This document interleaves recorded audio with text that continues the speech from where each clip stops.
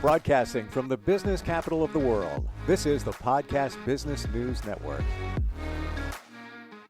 And welcome back, everybody. We have a new year upon us, and with that comes some changes, some exciting ones. Maybe you're thinking of, potentially starting a business or moving your life forward. Maybe you're an entrepreneur. Maybe you own a company. You want to upgrade that, move it forward.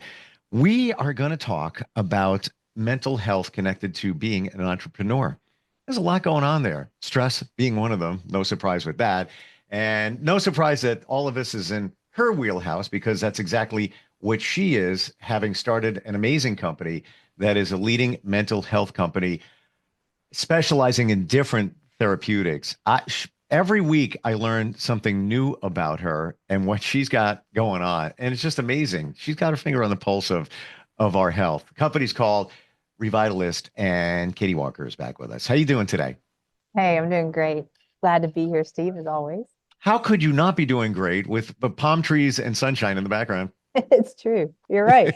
I'm very blessed that I get the opportunity to make the entire world my work landscape.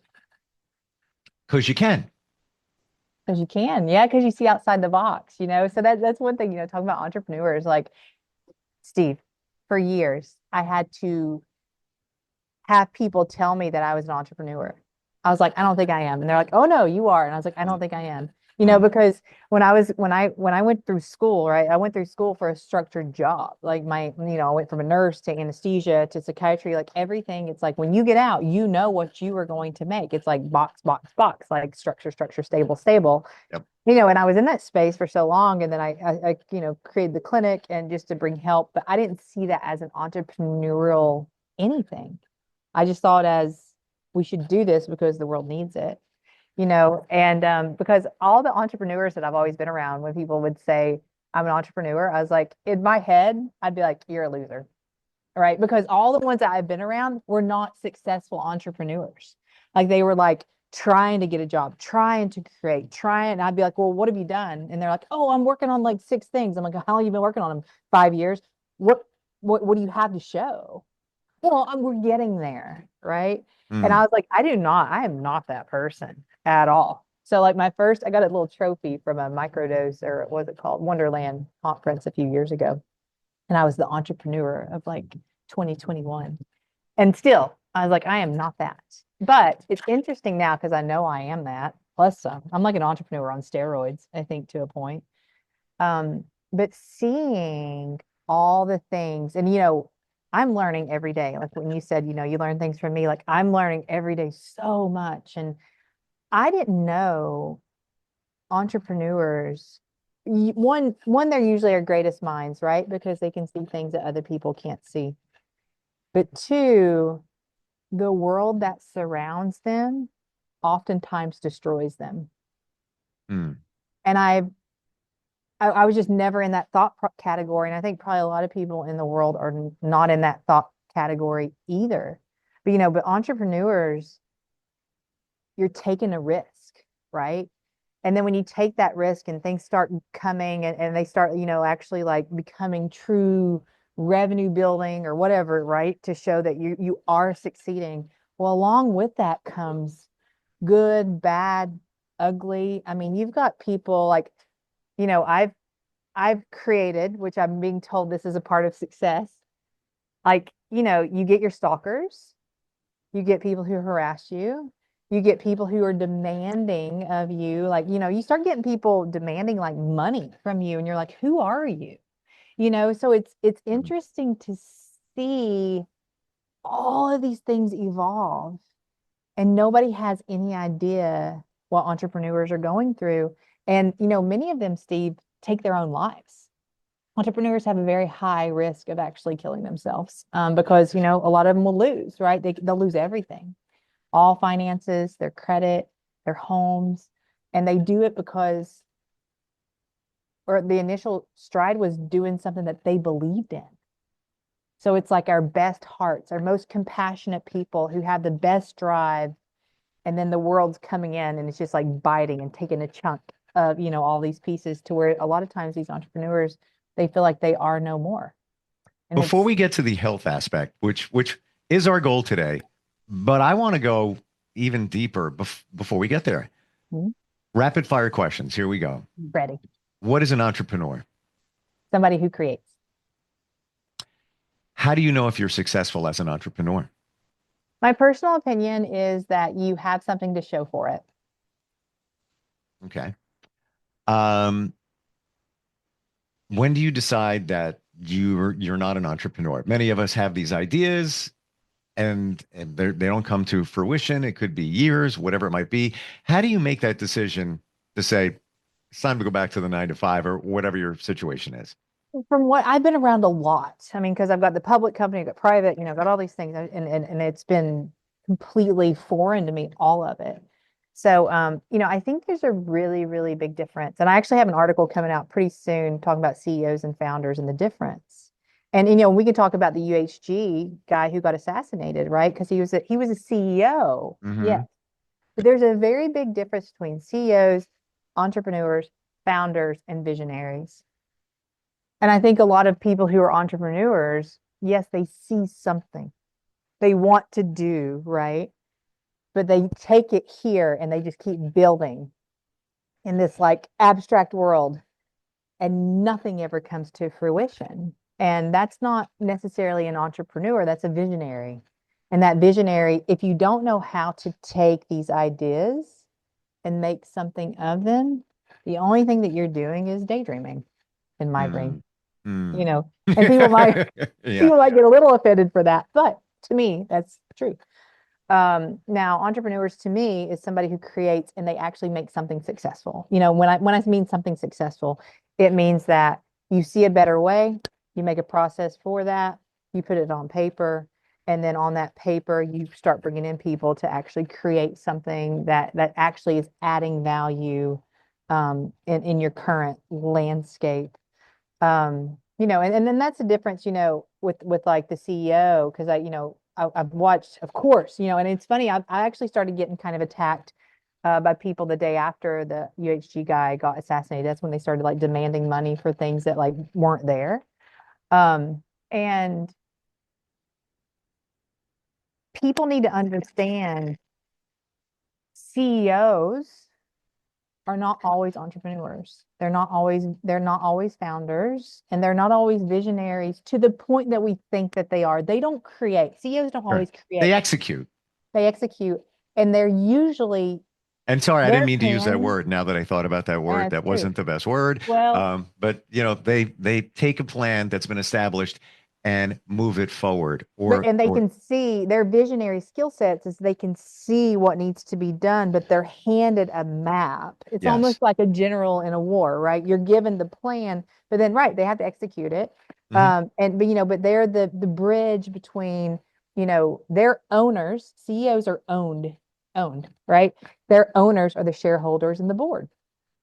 But then they're the bridge between the shareholders and the board up here. Then here's your CEO, and then down here is all your staff members.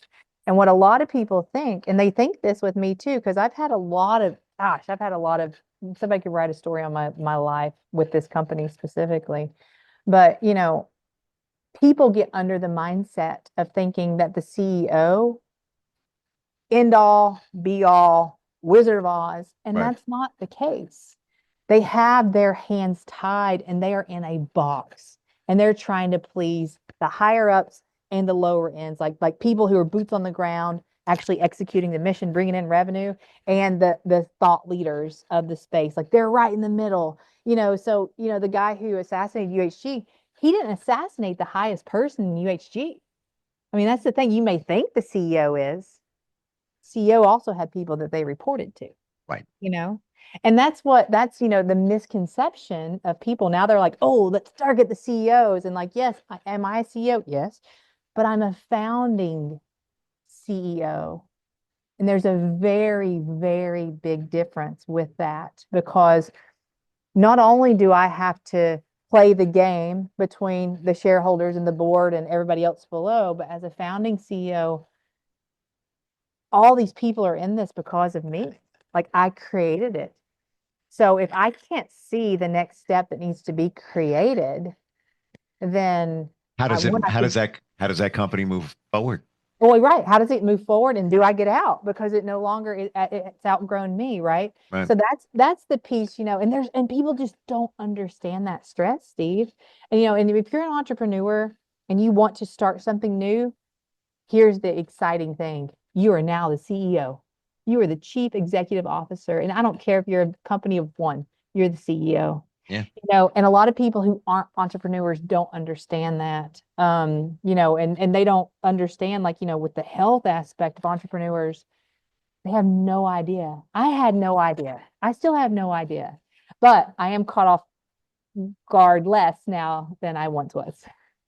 How do you, let's say you're an entrepreneur. We've established that you consider yourself one, even though you might hide from that title like you did in the beginning. No, I'm not. I have an idea. Let's say you're there. Let's say you're working on starting something new.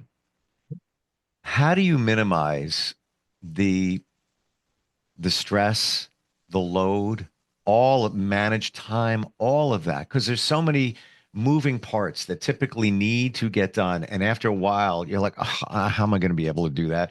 And I got to believe that it paralyzes a lot of people. It does. Have there been meetings to where I'm like, do I really want to show up to this? And a lot of CEOs won't. They just won't show up anymore. And it becomes very, very paralyzing. I think the first step is one, learning grace, knowing you're going to mess up. Mm, When I first started out, Steve, I didn't have a login to QuickBooks. Like, I was like, no, those do that. I don't do that. And now I have logins to QuickBooks. Like, I understand public company audits. Like, yeah. all these things people are like, I have no idea. Like, understand marketing. I know how to build websites. So if you're the CEO, people will talk to you. And I did say something to somebody one day because I was done. Um, but you get so much advice, and they're not telling you advice as opinions. The advice is coming in as fact. So, Steve, what do you mean you don't have oversight of your finance, the 12 people in your finance company? What do you mean you don't have oversight of the books every day? What do you mean you don't have oversight of the policies and procedures? Like, these are things you have to do. As a CEO, these are things you have to do. There's no way, Steve. Mm. There's no way that you can do all these at one time. What you have to do is do the best you can do. And that's it. And And no, delegate when needed and hire people you when you do. need, but very carefully done. Um, You get messed up there too. so how do you get outside of the like I'm not a control freak, but I keep tabs on everything. We're wired the same way. I got my login to QuickBooks. I'll generate an invoice when I need to, bookkeeper not around, whatever the case may be. I started making invoices in the very beginning, and this is going back, I don't know, 2008, a Microsoft Word. Hmm. just so Yep. it looked just so it looked credible. Meanwhile, it was a financial bookkeeping nightmare because you weren't inputting, you were just providing an invoice. Right. But how do you let it go? How do you let it go, but still have control of it? Because we can't do it all. Yes, I'm the same way. I can build websites, but doing it, all of that. I agree with you. Like you have a vision of everything that needs to get done, but doesn't necessarily mean you can do each of those things well. Yeah, I don't want to build websites. I know what needs to get done. For a marketing company, there's somebody else. Joe does that. I got two different Joes. They do it. I know what Right. they're doing. But how do you let it go to the point where you and feel comfortable? I think you have to expect failure. And there's a difference Mm, between making a decision that doesn't work out versus end all be all failure of your dreams gone, right? So, like, when you talk about delegating, oh gosh, Steve, I had to delegate so fast. And I was, my original company, they wanted me to open up 52 clinics in 2 years, the original investors. I ended up opening up like 7 clinics, and we had 10, but I opened up 7 in 7 months. And when you're opening up clinics that fast, like, you're just like, here was my, direction was head on. I couldn't see all this other stuff. So I had to delegate, delegate, delegate, delegate.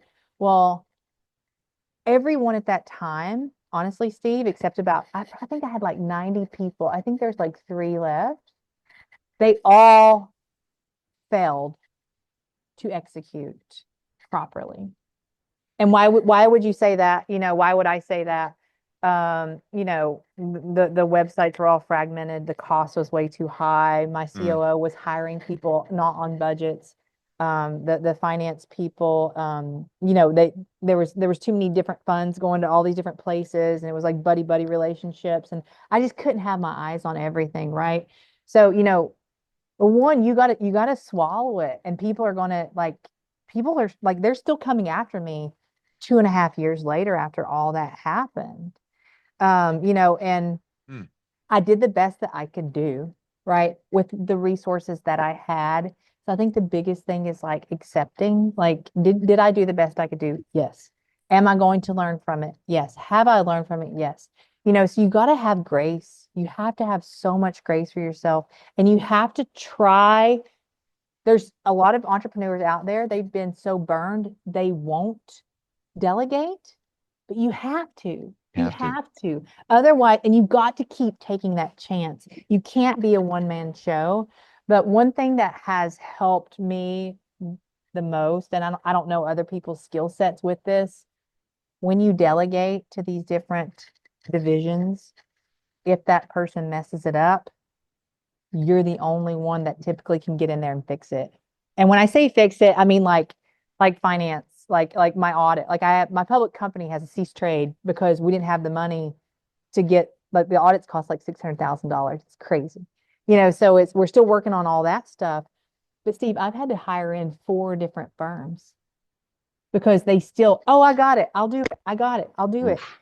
But I'm sitting there and I'm like, are they doing it? Like, and then I have to come in and I tell people in my company, you do not want me coming in from left field to try to figure out what are you doing.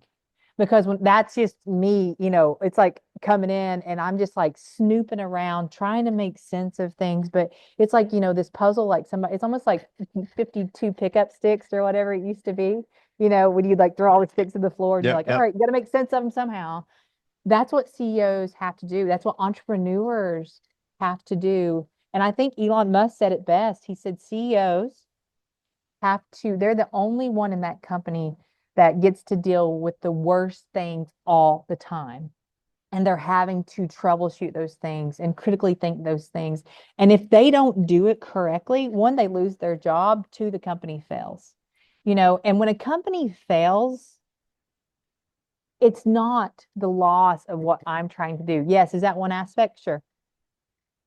It's me trying to cover the payroll for the people that work for me because I know they're relying on me to for money to pay their housing, rent, or their rental, their kids. Like, Mm-hmm. you've got So so much much responsibility. responsibility. Yeah, Yeah. yeah. And what I'm getting validation from you that as an entrepreneur slash CEO, Mhm. that you need to have an idea of what's going on. Doesn't mean let's go finance. Doesn't mean you're an accountant. Doesn't mean you're a bookkeeper. You have an idea of what your company's worth. You have an idea of what the cash flow is. Maybe not to the penny, of course. Maybe it is so, but you have an idea. I believe that you can't just throw it to somebody and sit, you're moving in this way. You guys take care of the finance. Yeah, I'll check in with you later. And because I think that's where it goes wrong. And I've always had this mantra, and maybe I'm wrong, but in what I do, we don't make mistakes. We don't make mistakes. Be clear, we don't. Of course we do. But if you have that mindset, you'll make less. That's kind of Yeah. where I'm thinking. Yeah. I mean, it is. It's no, that's a really good way to look at all of this. And and to expect that when you're going to be on calls, you're not going to know everything initially. Like, I've learned a lot, but I've shown up and I've listened and I've listened and I've listened, and um, you know, the article that's going to come out soon in Entrepreneur Magazine actually talks about, like, don't avoid people. And that's what a lot of Mm-mm. CEOs and entrepreneurs will do a lot of times because it's like too much stress because you've got all these people coming at you. I believed in you. Why did you not do this? And it's like, it's not over. It's only over when you quit. Mm. And so you've got to learn the balance of how do you stay healthy, but then also how do you make sure that what you're doing moving forward continues to remain healthy, or it's moving in the direction to be more healthy. So I think, Steve, I think it's a big, big, big learning curve of patience, acceptance, grace, and growth for yourself. And humbleness, walking in, knowing that you're going to do the best you can do today. You have something in your mind. You may have it all wrong today, but you still have tomorrow to make one of those things better. And then you just keep going, you keep growing. And because you can't be the best overnight. You become the best by living the hardest experiences and living through those. And that all that list of words, and I agree with you 1,000,000,000%. I'm going to add one more: resilience. Oh, yes. Yeah. Yeah. And and it will strip you down. Like I have cried in the shower. Steve, it was really weird. Like I felt so unhealthy. I felt so close to death because there was just so much stress around me. Because like I missed a payroll. Talk about, yeah, missing a payroll. And that was horrible. Oh, it was horrible. Um, Mm. but that was when I had a COO and I had a VP of finance that was running all my books. And but But but it comes back on me, right? but here's the difference. You felt horrible. There Oh yeah. are others out there that don't care. And I've encountered them where, how come I didn't get paid? Well, a couple of weeks.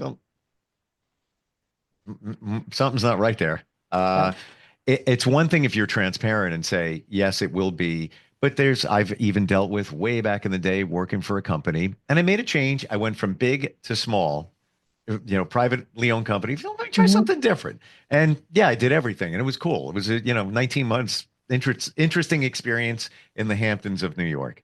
Saw everything. You name the celebrities, interest. I just wanted to leave. I had like an hour and a half commute. Like, Gwyneth Paltrow, hey, how's it going? I'm going to get out of here. However, that owner said to me, I will let you know if things are starting to dive in terms of finances. You will always know. Well, no, he lied. One November morning, I got an email looking at 7 o'clock in the morning saying, I've been released of running this company or managing this company. Mhm. It was a blessing because it was just, I mean, I was beating on my body in terms of health with that commute and the stress and all Sure. of it. But there's somebody that didn't care. You cared about missing that payroll. And I think that's the difference. I want to throw this to you as we start a new year. Mm. No resolutions. We ain't doing that. The word of the year. Think about it for a moment. What is your word for 2025? It might help you to think of what your word could be or should have been for 2024. I'll give you my example. Why you think? 2024 for me, thought about it. Resilience is a strong one for me, but that goes back like a year before that ish. Discovery. Learned a lot about myself and more in 24. For me, 25 is execution. I got so many things floating out there. I need to execute them. It's time. Move forward. What's your word for 2025? I'm gonna have to say empowerment Hmm. because oh gosh, all my drama started in 2022. And in 2023, 2024, it was like survive, survive, survive. Like, and it was like grasping, grasping, and grasping. And the other day, and I thought, I don't know why I thought this, but I was like, you know what? In 2025, I'm going to be empowered in what I'm doing, knowing that I'm on the right path, knowing that I'm Hmm. getting there, and to feel that level, not confidence, but empowerment to like, it's going to be okay. It's like this unrelenting acceptance that, I got it. you know what I mean? I know what you mean. And I had that epiphany 2 years ago, even in my personal life. And I walked outside from this building, looked up at the sun, and I was like, wow, I'm good now. And I call it the quiet calm. And that sounds like what you're describing. It's a Yes. quiet calm. It's a knowing that we're going to be all right. Yep. We've crossed the bridge to we're going to be okay.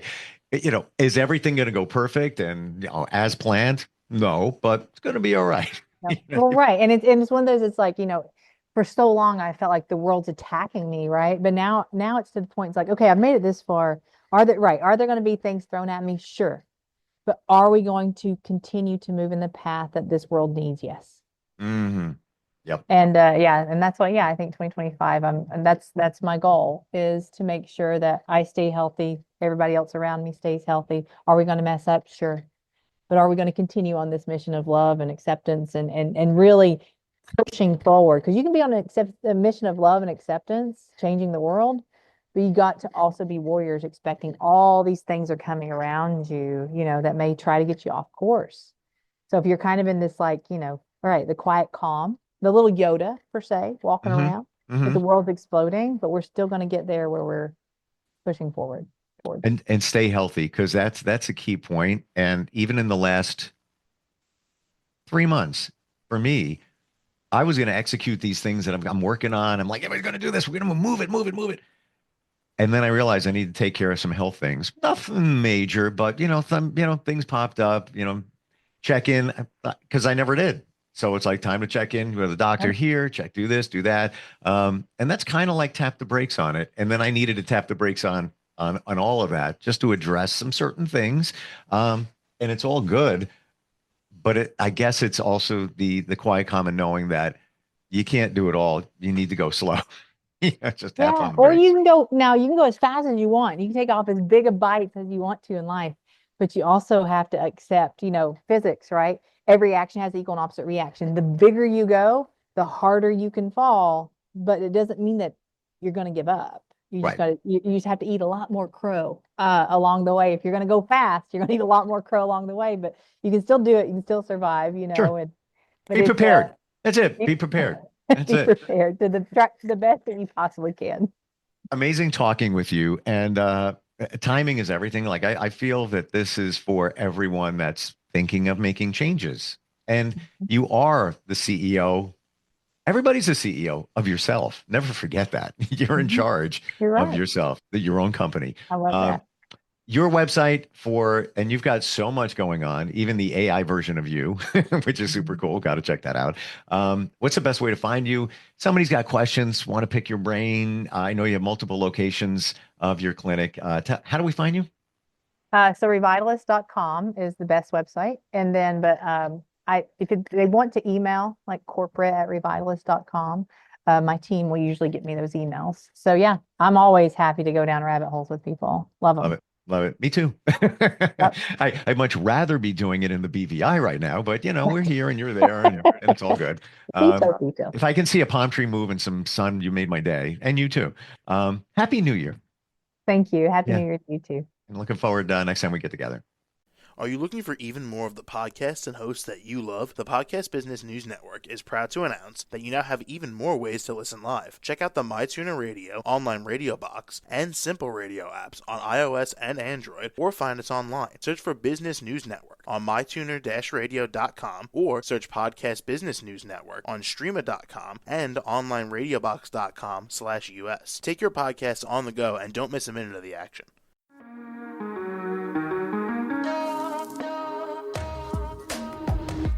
Broadcasting from the business capital of the world, this is the Podcast Business News Network. For nearly 2,000 severely injured veterans, everyday life has become filled with barriers. Day-to-day simple tasks can become pretty daunting. I have to carry my chair up 2 flights of steps or have somebody do it for me. What scares me the most is just the falling. When I'm struggling with my house, I think, to have that one great barrier just knocked down, it's crucial. Home for Our Troops is a wonderful nonprofit that builds a mortgage-free, fully adaptive, handicap-accessible house. And there's no catch. It'll be our very first home that we've ever owned. This is a game changer. This is where your life begins again. We need you to join us in completing this important mission. Please visit hfotusa.org and help build homes and rebuild lives. Because of you, everything's going to be okay.